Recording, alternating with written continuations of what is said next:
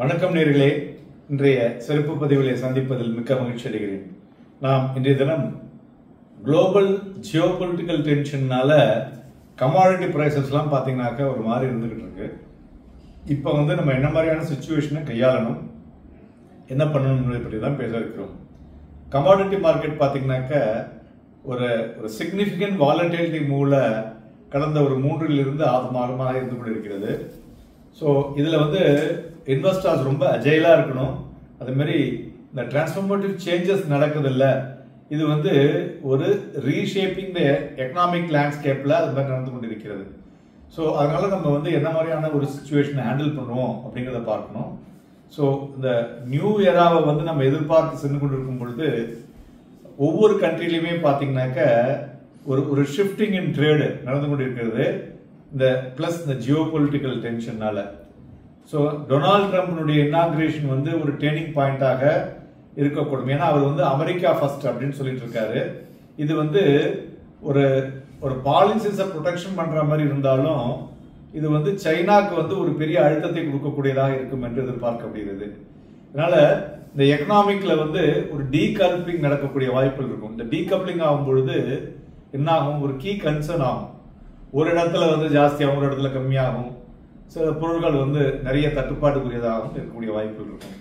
So அதனால இந்த மெஷர்ஸ்னால சைனாவுடைய limit of traditional and monetary fiscal intervention எப்படி இருக்கும், அமெரிக்காவுடைய இன்புட்னால அமெரிக்காவுக்கு எப்படி இருக்கக்கூடும் அப்படிங்கிறதெல்லாம் பத்தி நிறைய பத்தி பேசிட்டு இருக்காங்க. நம்ம அதுக்குள்ளெல்லாம் செல்ல வேண்டாம்.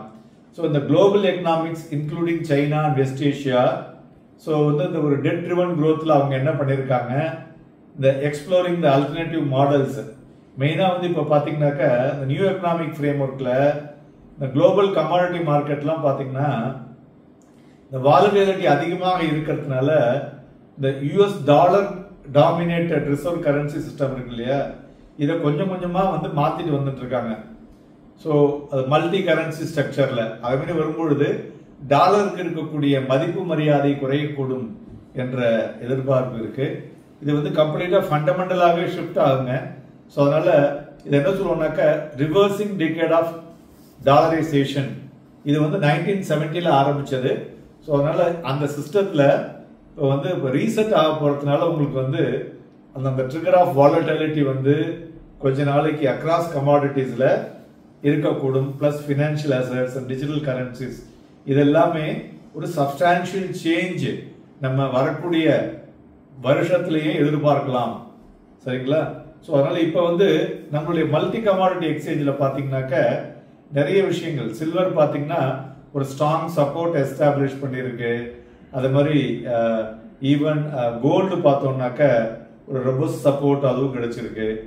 பேஸ் மெட்டல்ல லைக் அலுமினியம் அண்ட் சிங்க் ஒரு மாடஸ்ட் அப்ரிசியேஷன். அதுல மெயினா சப்ளை கன்ஸ்ட்ரெயின் இருந்துகிட்டே இருக்கு. அலுமினியம் பிரைசஸ் பாத்தீங்கன்னா 246 ரூபா பர் கிலோ ஏறி இருக்கு. ஜிங்க் பாத்தீங்கன்னாக்க 294 கிட்டத்தட்ட இருக்கு.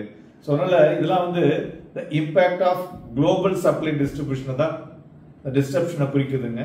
ஸோ அதனால இது எத்தனை நாளைக்கு கண்டினியூ ஆகும்னா ஃபர்ஸ்ட் 6 months ஆஃப் 2025 வரலையும் இருக்கக்கூடும் என்று எதிர்பார்க்கப்படுகிறது. ஸோ அதனால அது மாதிரி crude surge in crude oil energy sector, crude oil prices பார்த்தீங்கன்னாக்க டிசம்பர்ல ஒரு 5.4% ஏறி இருக்கு. OPEC decision delay on output, நிறைய விஷயங்கள்.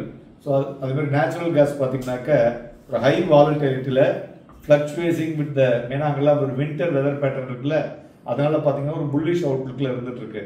ஸோ இது எல்லாத்தையும் நீங்க ஒரு அடாப்ட் பண்ணி இந்த சேஞ்சிங் லேண்ட்ஸ்கேப் தகுந்தா போல the convergence of geopolitical tension, then monetary policy shifts and structural trade changes நடக்குதுல்ல, இதெல்லாம் ஒரு ஸ்ட்ராட்டஜிக் இன்வெஸ்ட்மெண்ட்ஸுக்கு நம்ம அதுக்கு தகுந்தாற் போல் மாற்றிக்கொள்ள வேண்டும். கமாடிட்டி மார்க்கெட் பார்த்தோம்னா ஒரு ஒரு அபரிமிதமான ஒரு சேலஞ்சஸ் நோக்கி சென்று கொண்டிருக்கிறது. அதனால caution will always be the key for investors ன்னு சொல்லலாம். ஸோ எங்கெங்கெல்லாம் லிவரேஜ் ஆப்பர்ச்சுனிட்டி கிடைக்கிறதோ அதை நீங்க ப்ராப்பரா யூட்டிலைஸ் பண்ணீங்க. ஏன்னா இந்த வே ஆஃப் ரிசலன்ஸ் இருக்கு இல்லையா, இது ஒரு டிரான்ஸ்ஃபர்மேஷன் இன்னொரு ஒரு 6 மாசத்துக்கு இந்த மாதிரியான ஒரு வாலட்டிலிட்டி இருக்கும்.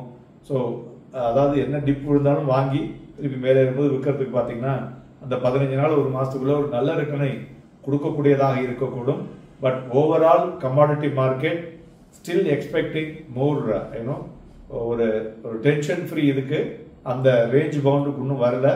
அது வரலையும் இந்த மாதிரி ஒரு வாலட்டிலிட்டி இருக்கிறதுனால ட்ரேடிங் ஆக்டிவிட்டிக்கு பெட்டராக இருக்கும். ஏன்னா நிறைய நேயர்கள் வந்து கமாடிட்டியை பற்றி அந்த இன்புட் கேட்டீங்க. அதுக்காக உங்களுக்காக இந்த விஷயத்தை இன்றைய தினம் கூறியிருக்கிறோம். மேலும் நாளைய தினம் நாம் அந்த சந்தைகளில் வந்து அடுத்த வாரத்துக்கு என்ன மாதிரி விஷயங்களை நாம் ஹேண்டில் பண்ண வேண்டும், எந்தெந்த துறைகளை பார்க்க வேண்டும் கவனமாக என்பதை பற்றி பேச இருக்கிறோம். மேலும் நண்பர்களே, நம்மளுடைய வெப்சைட் angiras.com அதில் பார்த்தீங்கன்னாக்க நிறைய நியூஸ் லெட்டர்லாமும் வர இருக்கு. இந்த ஜனவரியிலேருந்து வர இருக்கு. அதனால யார் யாரெல்லாம் இன்னும் அதில் போய் பார்த்து ரிஜிஸ்டர் பண்ணலையோ அதில் போய் ரிஜிஸ்டர் பண்ணுங்க.